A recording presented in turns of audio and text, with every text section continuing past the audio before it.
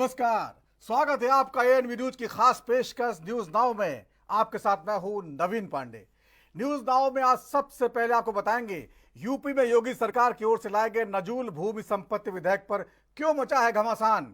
वहीं आपको बताएंगे अयोध्या गैंग रेप केस में जहां एक तरफ आरोपी खिलाफ बुलडोजर एक्शन हो गया है, वहीं दूसरी तरफ इस मामले पर अखिलेश यादव की मांग के बाद राजनीति गर्म हो गई है। तो चलिए बिना किसी देरी के शुरू करते हैं न्यूज नाउ। यूपी में नजूल भूमि संपत्ति विधेयक 2024 पर घमासान जारी है। जहां बिल को विधानसभा में पास कर दिया गया, वहीं यह बिल विधान परिषद में अटक गया है।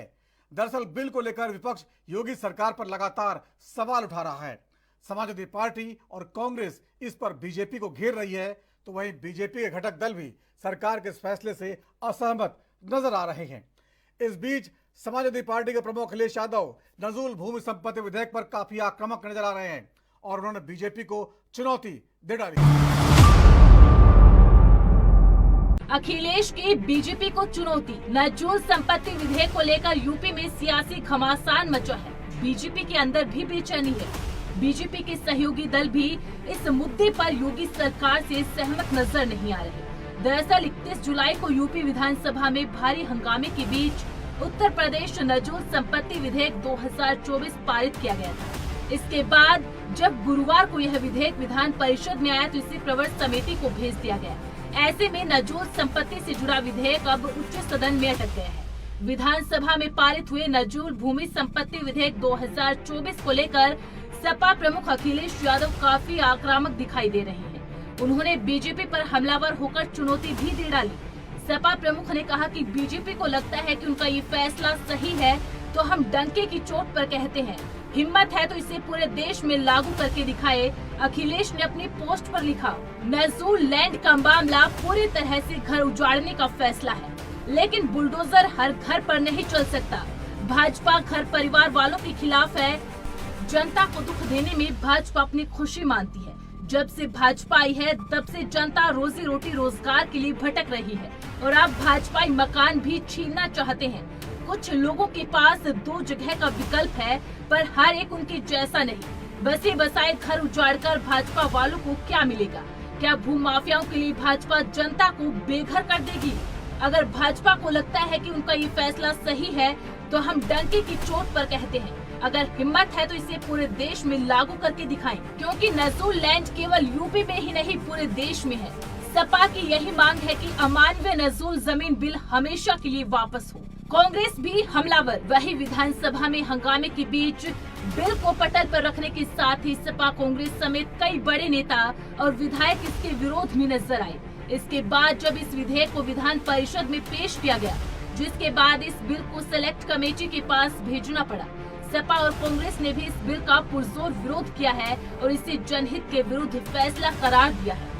नजूल की भूमि मैं समझता हूँ कि ये एक ऐसी जगह रहती थी जिसका सार्वजनिक कार्य के लिए उपयोग या किसी समाज हित के लिए उपयोग किया जाता था। अब वो भी जमीन लेकर ये बड़े बड़े गुजरात की कंपनियों को बेच देंगे, दे देंगे। यही सोच है इनकी कि जितने प्रदेश में जो बड़ी ज़मीनें हैं वो भी गुजराती कंपनियों को ये दे देंगे और उसको बेच देंगे। इनकी यही सोच है। निश्चित तौर से इस बिल को इनको वापस लेना चाहिए, इस बिल को रद्द करना चाहिए। ये हम सबको संजय निषाद भी इसकी मुखालिफत कर रहे हैं कि इसमें जो हमारे जो वोट बैंक पड़ेगा और अगर ऐसा रहा तो उनको बीजेपी को बहुत मुश्किल हो जाएगी। ये तो इनको वोट बैंक से मतलब नहीं ना है, इनको केवल नोट बैंक से मतलब है। वोट बैंक से मतलब नहीं है।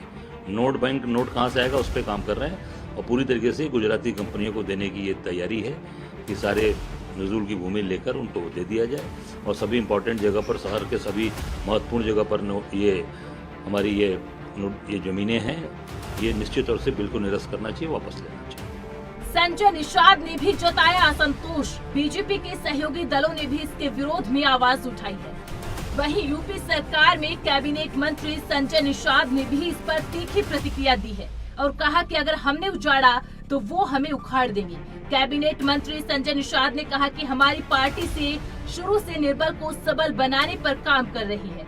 आज भी नदी के किनारों सैकड़ों ऐसी जातियों के लोग रहते हैं, वो कागज कहां से लाएंगे? एक तरफ हमारी सरकार जिसके पास मकान नहीं है, जिसका आशियाना नहीं है, उसे बड़े लोगों से टैक्स लेकर देश में किसी भी तरीके से उन्हें मकान आवा दें। कुछ लोग एक लंबे समय से हैं जो शहरों में हो चाहे गाँव में हो, हम घरौंदी भी दे रहे हैं, मालिकाना हक दे रहे हैं कि यहाँ घर बना गया उसका हो गया है, हम उसके लिए घरौंदी दे रहे हैं। लेकिन ये पहले हमें नहीं समझ में आ रहा कि जो शहरों में बसे लोग अगर वो गंवार हैं, कागज़ नहीं बनवाए और 100 साल 50 साल से बचे हैं, अंग्रेजों मुगलों से उजाड़े हैं, उन मुगलों को मार कर भगाए हैं, उन्हें गला काट कर नदियों को फेंक कर इस देश को आज़ाद कराए हैं और उन्हें क्रिमिनल कास्ट घोषित हुआ और देश की आज़ादी के बाद भी 5 साल 16 दिन गुलाम थे, आज भी वो ट्राइबल हैं। तो अपना कागज़ कैसे बनवा लेंगे?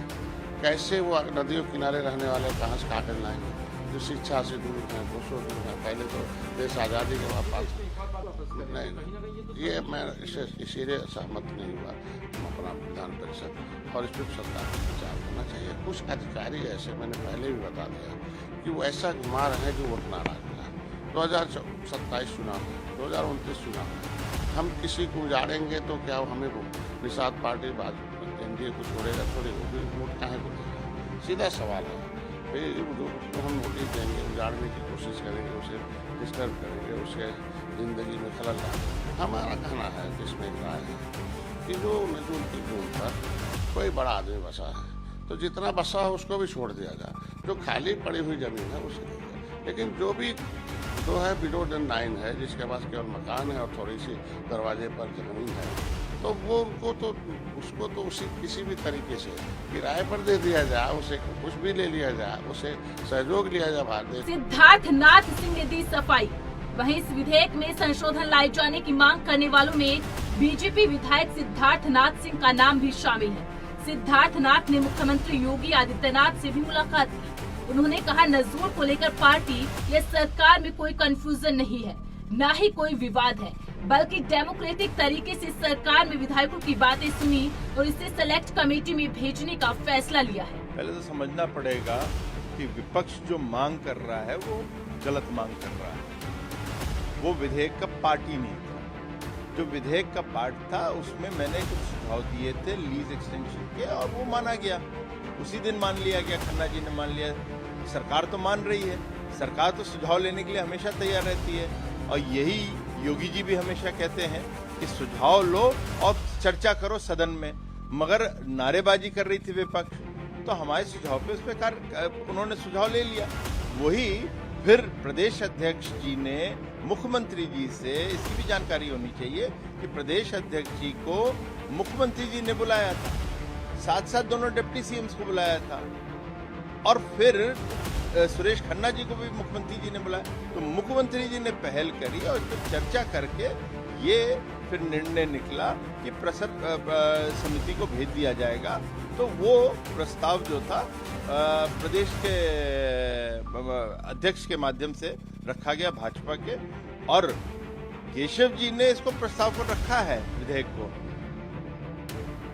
तो एक दूसरा भी कहानी बना रहे हैं कि केशव जी विरोध कर रहे थे, ये हो गया वो गया। ये सब जितनी है ये हवाइयाँ खबरें हैं, मगर सच्चाई ये है कि भारतीय जनता पार्टी की जो सरकार है उत्तर प्रदेश में या कहीं भी हुई, मोदी जी के नेतृत्व में ये हम लोग को डायरेक्शन है कि जनता से जुड़े मसलों पे चर्चा कर एक सहमति बनाते हुए जनता के हित में कार्य करा जाए, और वही मुख्यमंत्री जी ने उत्तर प्रदेश। नजूल संपत्ति विधेयक पर बीजेपी की प्रतिक्रिया। उधर विधान परिषद में बिल सेलेक्ट कमेटी को भेजे जाने का निर्णय लेने वाले यूपी बीजेपी अध्यक्ष भूपेंद्र चौधरी ने भी अपनी प्रतिक्रिया दी। उन्होंने कहा, सरकार के नजूल बिल को लेकर कई लोगों ने आशंकाएं जताई थी। चौधरी का कहना है कि शंका दूर करने के लिए ही बिल को अभी रोका गया। वहीं इस बिल को विधान परिषद में पेश करने वाले प्रदेश के डिप्टी सीएम केशव प्रसाद मौर्य ने इस बिल पर अपनी राय दी। नियमों में ऐसी व्यवस्था है कि कोई भी सदस्य मान्य सदस्य अपने सुझाव किसी भी बिल को लेकर रख सकते हैं। विधान परिषद में बिल आया और बिल में परिषद ने विचार किया कि इसमें और व्यापक विचार विमर्श की जरूरत है, और समय परिषद की एक निश्चित समय सीमा होने के कारण सत्र इसे प्रवर समिति को सौंपा जाए, इसमें और व्यापक रूप से विचार विमर्श करके सुझाव, बिल के सुझाव सदन के समक्ष प्रस्तुत किए जाए और फिर आगे उसे पारित किया जाए। तो एक प्रक्रिया है, इस प्रक्रिया में ये निर्णय हुआ है और सभी सदस्यों को ये अधिकार है कि वो अपनी बात, अपने सुझाव सदन में सभी बिल के संबंध में रख सकते हैं। ये कोई राजनीतिक विषय नहीं है और ये जनहित से जुड़ा विषय है। हमारी पार्टी, हमारी सरकार जनता से के हितों के लिए हम लोग संकल्पित हैं और ये तय हुआ कि भाई बातचीत करके आपस में उन सारे पहलुओं पर और एक बार विचार किया जाए और ऐसा कोई निर्णय ना हो जिससे जनता के लिए नुकसान हो या सहज स्थिति का सामना करना हो। और ये पूर्व में भी होते रहे। विधानसभा में, विधान परिषद में, उत्तर प्रदेश में 2 सदन व्यवस्था है, तो विधान परिषद में इस तरह की व्यवस्था है कि विचार विमर्श का एक माध्यम है। विचार विमर्श स्वस्थ लोकतांत्रिक परंपरा का हिस्सा है। वो तो जब डिस्कशन होगा उसमें, अभी माननीय सभापति जी ने, विधान परिषद के सभापति ने प्रवर समिति को दिया है 2 महीने का समय तय किया। वो समिति के सदस्यों के नाम माननीय सभापति जी तय करेंगे और वो सब लोग उसमें मिल बैठकर बातचीत करके उन सारे पहलुओं का आकलन करेंगे और जनता के हित में, देश प्रदेश के हित में जो जो विषय होंगे वो सुझाव समिति माननीय सभापति के सामने रखेंगे। नजूल भूमि का बिल विधानसभा से पास होकर के विधान परिषद में आया है और वह प्रवर समिति को भेजा गया है। अब प्रवर समिति उस पर विचार करके जो निर्णय होगा उससे प्रदेश अवगत होगा, सदन अवगत होगा। उसमें कोई विचार बाहर व्यक्त करने वाला विषय नहीं होता है। ये सब समाजवादी पार्टी, जो समाप्तवादी पार्टी बनने वाली है, जिसको सफा चट होने वाला जिसका समय आ गया है, जो झूठ बोल करके, गुमराह करके कुछ सीटें जेदा लोकसभा में हमसे जीतने में कामयाब हो गए हैं, वह दुष्प्रचार करते हैं। उनके पास न मुद्दा है, न उनके पास कोई काम है, बेरोजगार हैं और उनका ना 2027 में कोई संभावना है, अब ना उनकी 2029 में कोई संभावना है और ना 2032 में कोई संभावना है, ना फिर 37 में कोई संभावना है। वह सपने देखते रहेंगे मुंगेरी लाल की तरह, लेकिन हकीकत में कभी नहीं बदलेगा। अनुप्रिया जी अपना वो एक दल चलाती, उन्होंने क्या विरोध किया, क्या नहीं किया, मेरी जानकारी में नहीं है। किसके? वो तो अभी समिति के पास है। समर्थन विरोध का सवाल कहाँ उठता है? हाँ, समाजवादी पार्टी पीडीए के नाम पर धोखा दे रही है, ब्राह्मणों के नाम पर भी धोखा दे रही है। सपा और ब्राह्मणों की सगी हो सकती है क्या? पिछड़े की, दलितों की, आदिवासियों की सपा सगी हो सकती है क्या? उसका रिश्ता गुंडों से, अपराधियों से, माफियाओं से, दंगाइयों से है। नजूल संपत्ति विधेयक 2024 क्या है? इस विधेयक में प्रस्ताव है कि नजूल भूमि को निजी व्यक्तियों या संस्थानों को हस्तांतरित करने के लिए किसी भी अदालती कार्यवाही या आवेदन को रद्द कर दिया जाएगा और खारिज कर दिया जाएगा। यह सुनिश्चित करते हुए कि ये भूमि सरकारी नियंत्रण में रहेगी। यदि भुगतान स्वामित्व परिवर्तन की प्रत्याशा में किया गया था तो बिल जमा तिथि से भारतीय स्टेट बैंक की सीमांत निधि आधारित ऋण दर पर गणना की गई ब्याज के साथ रिफंड अनिवार्य करता है। यह सरकार को अच्छी स्थिति वाले वर्तमान पट्टा धारकों के लिए पट्टे का विस्तार करने की शक्ति देता है, जो नियमित रूप से किराए का भुगतान करते हैं और पट्टे की शर्तों का पालन करते हैं। यह सुनिश्चित करता है कि आज्ञाकारी पट्टा धारक भूमि को सरकारी संपत्ति के रूप में बनाए रखते हुए इसका उपयोग जारी रख सकते हैं। विधेयक का उद्देश्य नजूल भूमि प्रबंधन को सुव्यवस्थित करना और अनाधिकृत निजीकरण को रोकना है। दरअसल उत्तर प्रदेश विधानसभा ने नजूल संपत्ति बिल पारित तो कर दिया है, लेकिन यह बिल विधान परिषद में लटक गया है। इस बिल को लेकर अब हंगामा मचा हुआ है। इस बिल को लेकर मुख्यमंत्री योगी आदित्यनाथ को जोरदार विरोध झेलना पड़ रहा है, जिसके बाद सीएम योगी सरकार बैकफुट पर दिखाई दे रही है। बता दें कि लोकसभा चुनाव के बाद ये तीसरा ऐसा मामला है जिस पर हंगामा मचा है। हालांकि नजूल संपत्ति विधेयक को अभी प्रवर समिति के पास भेजा गया है, लेकिन इसके अटकने से एक बार फिर यूपी में सियासी घमासान की संभावनाएं है। नजूल की जमीन से जिन्हें बेदखल किया जाता वे बीजेपी के खिलाफ जाते, क्योंकि यूपी में योगी की सरकार है। बुलडोजर चलता तो फिर बीजेपी को भी बड़ा नुकसान हो सकता था। सबको चिंता 2027 के विधानसभा चुनाव की है। इसीलिए लोकसभा चुनाव में समाजवादी पार्टी से पिछड़ चुकी बीजेपी कोई रिस्क नहीं लेना चाहती। अयोध्या गैंगरेप केस में सियासत तेज हो गई है। मामले में सपा प्रमुख अखिलेश यादव का बयान सामने आया है। उन्होंने बड़ी मांग करते हुए पीड़िता के साथ न्याय की बात कही है। गैंगरेप मामले पर बीजेपी के तमाम बड़े नेता इससे समाजवादी पार्टी पर हमलावर हैं। वहीं इस मामले पर बीएसपी चीफ मायावती की प्रतिक्रिया भी सामने आई है। उन्होंने सरकार की कार्रवाई का जहां समर्थन किया है, वहीं समाजवादी पार्टी को निशाने पर लिया है। इस बीच अयोध्या गैंगरेप केस में मुख्य आरोपी मोहित खान पर बुलडोजर एक्शन लिया गया है। आरोपी मोहित खान की बेकरी भी सील कर दी गई। अखिलेश यादव ने क्या कहा? यूपी के अयोध्या में नाबालिग बच्ची से गैंगरेप मामले पर सियासी घमासान तेज हो गया है। समाजवादी पार्टी पर उठ रहे सवालों के बीच अब सपा प्रमुख अखिलेश यादव की प्रतिक्रिया सामने आई है। उनका कहना है कि जिन पर भी आरोप लगा है उसका डीएनए टेस्ट होना चाहिए और इंसाफ किया जाना चाहिए। सपा प्रमुख ने कहा कि इस केस में सिर्फ आरोप लगाकर सियासत नहीं किया जाना चाहिए। अखिलेश यादव ने अपनी पोस्ट पर लिखा, कुकृत्य के मामले में जिन पर भी आरोप लगा है उनका डीएनए टेस्ट कराकर इंसाफ का रास्ता निकाला जाए, न कि केवल आरोप लगाकर सियासत की जाए। जो भी दोषी हो उसे कानून के हिसाब से पूरी सजा दी जाए, लेकिन अगर डीएनए टेस्ट के बाद आरोप झूठे साबित हो तो सरकार के संलिप्त अधिकारियों को भी न बख्शा जाए।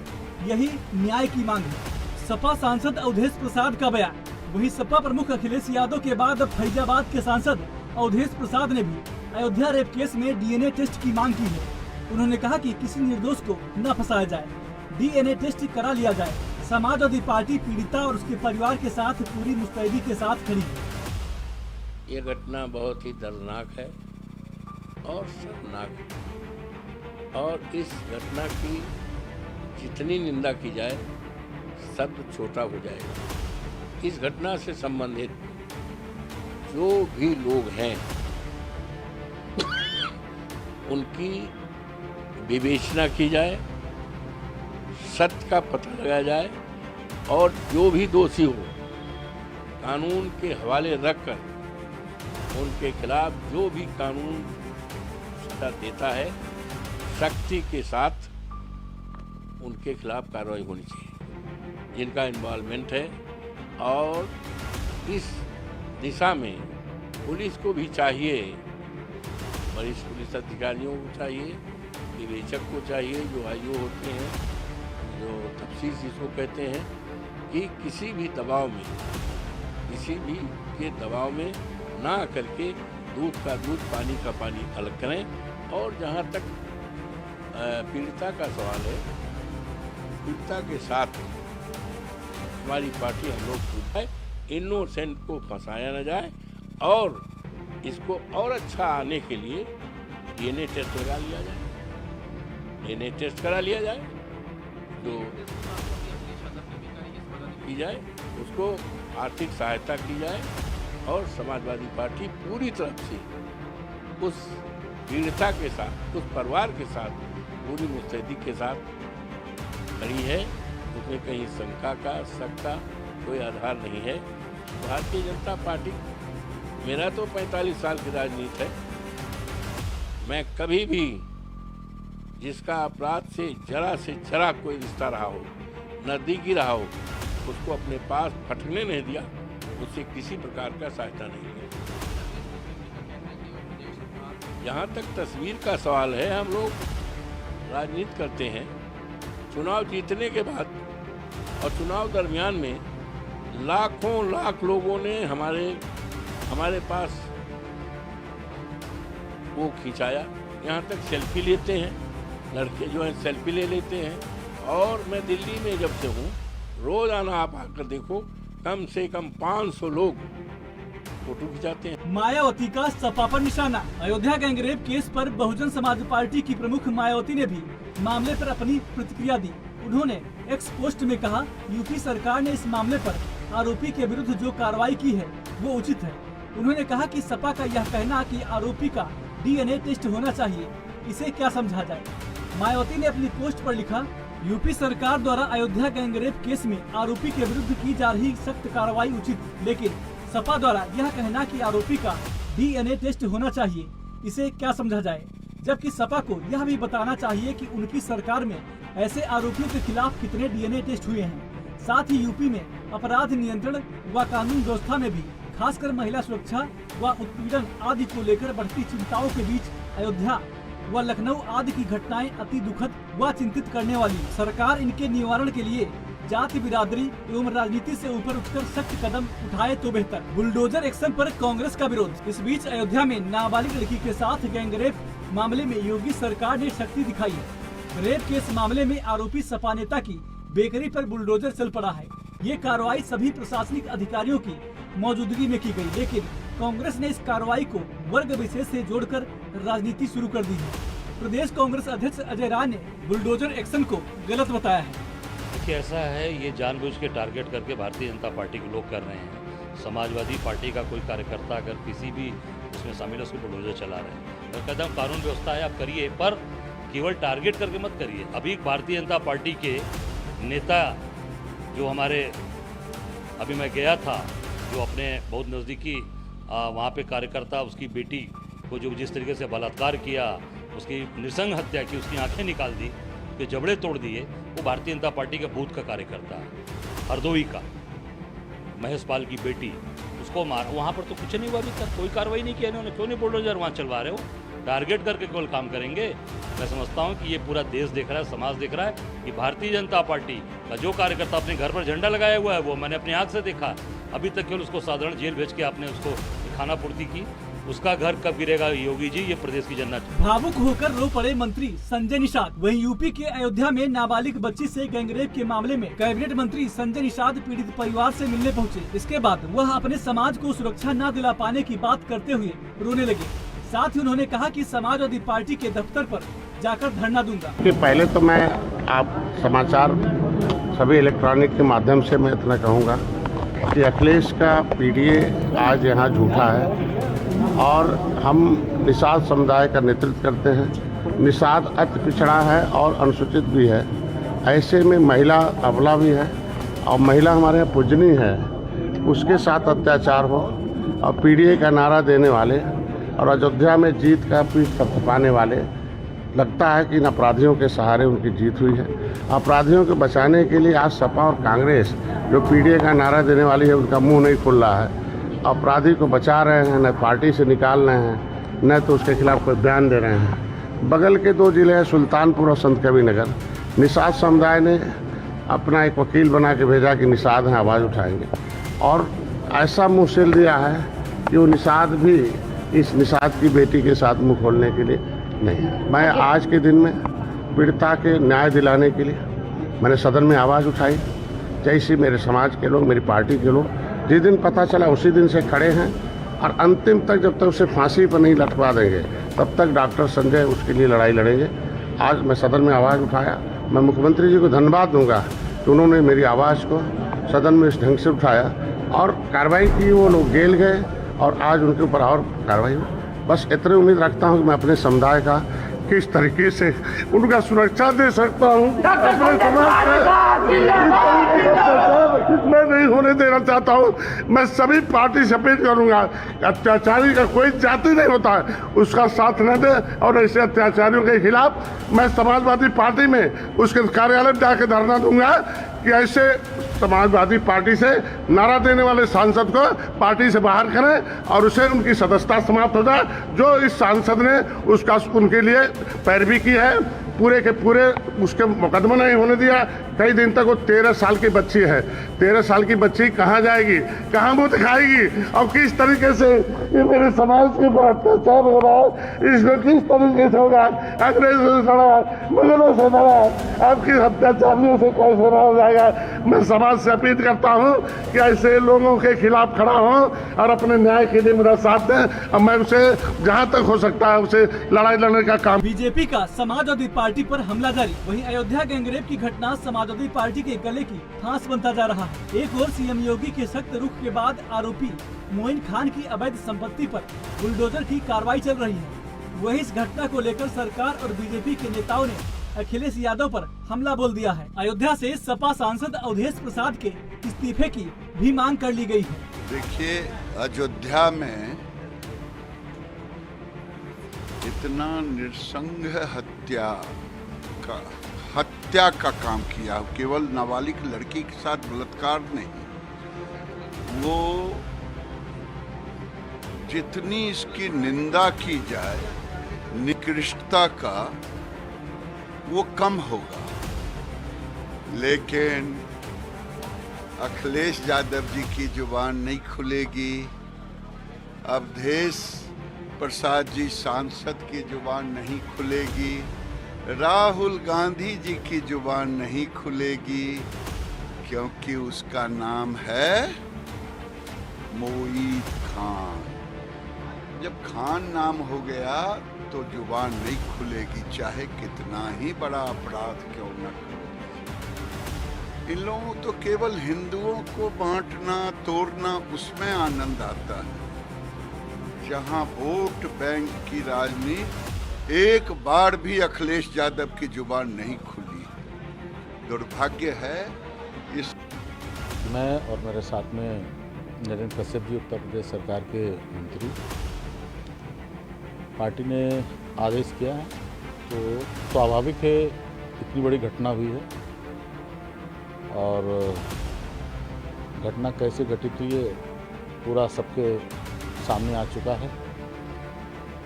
बहुत ही कुकृत्य किया है उस मस्त कन्या के साथ में, उसका जो सील भंग किया है और धनबल और छलबल के आधार पर उसके साथ जो कृत्य हुआ है वो बहुत दुखद है। और जब वो घटना घटित कराने वाला समाजवादी पार्टी का नेता है तो फिर लगता है कि फिर समाजवादी पार्टी के गुंडे, अत्याचारी, अनाचारी, दुराचारी बाहर निकलकर खड़े हुए हैं। क्योंकि मेरा मानना है कि उनको लगता है कि कुछ लोकसभा की सीटें हमारी बढ़ गई हैं, इस कारण से निकले हैं। फिर आगे क्या कारण है, जो भी घटना घटित हुई उसकी सरकार के स्तर पर कार्रवाइयाँ चल रही हैं, पूरी नियमता जो भी कार्रवाइयाँ होनी चाहिए हो रही हैं। लेकिन मैं कहूँगा कि ऐसी सख्त कार्रवाई हो जो पूरे समाज में ऐसे घृणित कार्य करने वाले लोग हों, उनको सबक मिले। जो अखिलेश यादव जी और समाजवादी पार्टी पीडीए करने से थकती नहीं है। आज जब एक 12 वर्षीय निषाद समाज से आने वाली बेटी, संभवतः ये भी पीडीए ही है, उसका बलात्कार होता है। बलात्कारी एक 65 साल का मोईद खान, जो समाजवादी पार्टी के फैजाबाद के सांसद के कोर टीम का हिस्सा है, वो न केवल बलात्कार करता है बल्कि वीडियो बनाता है। तो अखिलेश यादव जी आज पीडीए भूलकर इस मोईद खान को क्लीन चिट दे रहे हैं। कह रहे पहले डीएनए टेस्ट करवा दीजिए। क्या 12 वर्षीय बच्ची की बातों पर भरोसा नहीं है? उसके चरित्र पर सवाल उठाए जा रहे हैं। और अखिलेश यादव जी ये बताइए कि यदि डीएनए टेस्ट कराने की आवश्यकता है तो मोईद खान की टीम, जो जय सिंह राणा है, जो मोहम्मद राशिद है, वो जाकर उसके परिवार को धमका रहे हैं कि केस वापस लीजिए। ये क्यों किया जा रहा है? और अवधेश प्रसाद जी जो सांसद है वो कहते हैं, जो अपने आप को राजा अयोध्या भी कहते हैं, वो कहते हैं लाखों लोग फोटो लेते हैं हमारे साथ। साहब आपके साथ तो वो बैठे थे, आपकी टीम का हिस्सा है, आपके पदाधिकारी हैं। अभी तक ऐसे व्यक्ति को निकाला क्यों नहीं गया है? इसका जवाब साफ है कि बॉयज़ विल बी बॉयज़। लड़के हैं तो गलती हो जाती है। और इसी प्रकार से गायत्री प्रजापति तो कन्विक्ट हुए थे, तब भी उनको साथ में लेकर घूमने का और उनके परिवार को टिकट देने का काम भी किया था। आज सवाल ये बनता है कि पीडीए समाज से आने वाली एक बेटी के साथ बलात्कार होता है और अखिलेश यादव जी अभी तक मोईद खान को निकाल नहीं पाते हैं, क्योंकि वोट बैंक पीडीए के सामने भारी पड़ गया। और जो लड़की हूँ लड़ सकती हूँ के खोखले नारे देने वाली प्रियंका वाड्रा, प्रियंका चतुर्वेदी, इंडिया अलायंस की बड़ी नेता ममता बनर्जी, इन लोगों के भी जुबान पर चुप्पी जो है वो सेकुलर सन्नाटा इस प्रकार के बलात्कार पर ये दिखाता है कि इनको ना दलितों से ना पीडीए से कोई मतलब है, केवल शुद्ध अवसरवादी राजनीति करनी है।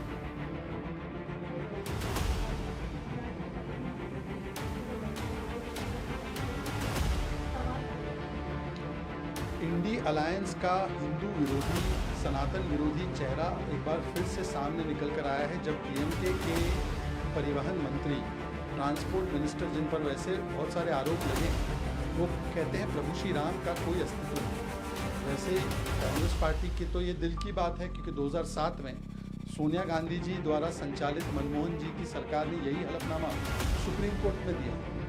किस प्रकार से राम मंदिर को लटकाना, अटकाना, भटकाना है, ये कांग्रेस ने षड्यंत्र रचा। Hindu terror, Hindutva, ISIS, Boko Haram, सनातन समाप्ति की बात ये डीएमके, इंडी अलायंस के नेताओं ने की। सनातन को बीमारी कहना, और इंडी अलायंस के हर एक नेता की बात अगर आप सुने, राहुल गांधी ने कहा हिंदू हिंसक है, राहुल गांधी ने अभी हाल ही में कहा राम जन्मभूमि के आंदोलन को अपना रहा है अयोध्या में।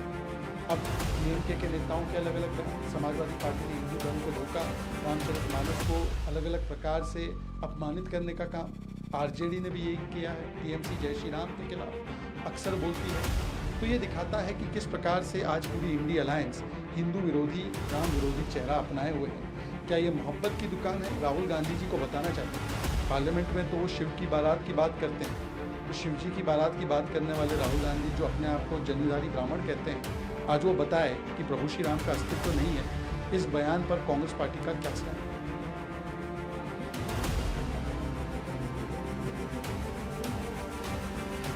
एक महिला फॉरेस्ट ऑफिसर जब संविधान के तहत, कानून के तहत अपना काम करते हुए अतिक्रमण हटाने जाती है, तो वहाँ के मंत्री ममता दीदी के जो बताए जाते हैं राइट हैंड मंत्री, जिन्होंने इससे पहले द्रौपदी मुर्मू जी, राष्ट्रपति, जो आदिवासी समाज से आती हैं, उनके ऊपर बेहद आपत्तिजनक टिप्पणी की थी। बहुत दुखद घटना है, बहुत शर्मनाक घटना है। कम से कम एक इंसानियत होने के नाते उनका दिल भी नहीं पिघला कि एक छोटी बच्ची के साथ किस तरह से उन्होंने राक्षसी व्यवहार किया है, और लगातार करते रहे और बच्ची को ब्लैकमेल करते रहे हैं। इस तरह की व्यक्ति को कभी माफ़ नहीं करना चाहिए, ना समाज की तरफ से, ना सरकार की तरफ से, ना हम लोग की तरफ से। उसकी मां का आरोप है कि पुलिस उनके साथ व्यवहार कर रही है और उससे गलत स्टाम्प पे, अगर पुलिस के साथ गलत व्यवहार तो आज इतनी बड़ी कार्रवाई ना होती, उसको अरेस्ट ना किया गया होता। आज पुलिस, ये बाकी जो भी है जांच में जो सामने आएगा, चाहे पुलिस का हो चाहे कोई भी हो, कोई बख्शा नहीं जाएगा।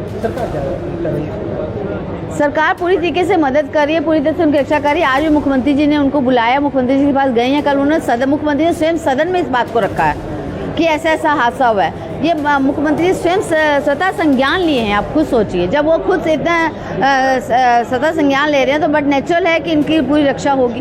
क्या बुलडोजर की कार्रवाई की जा सकती है? देखिए, कार्रवाई तो कोई भी हो सकती है, वो तो अभी समय आएगा पता। क्या है पूरा मामला? अयोध्या में एक 12 वर्षीय नाबालिग लड़की के साथ कथित रूप से दुष्कर्म की घटना सामने आई। बताया जा रहा है कि इस मामले में समाजवादी पार्टी के नेता मोइन खान भी शामिल हैं। उन्हें कई बार अयोध्या के सांसद के साथ देखा गया है। आरोपी को गिरफ्तार कर लिया गया है। हालांकि आरोप लग रहा है कि यह मामला गैंग रेप का है, जिसका वीडियो भी सपा नेता ने बनाया था। रिपोर्ट में दावा किया जा रहा है कि मोइन खान ने पहले लड़की का रेप किया और फिर घटना को रिकॉर्ड कर लिया। इतना ही नहीं, मिली जानकारी में दावा किया गया है कि आरोपी मोइन खान के साथ राजू खान नाम का उनका एक साथी भी साथ है। आरोप के मुताबिक दोनों ने पीड़िता के साथ 2.5 महीने तक सामूहिक बलात्कार करते रहे। मामले का पता तब चला जब वह गर्भवती हो गई। Special report NB news. तो न्यूज नाउ में आज इतना ही। वक्त छोटे से ब्रेक का है। ब्रेक के बाद भी खबरों का सिलसिला जारी रहेगा।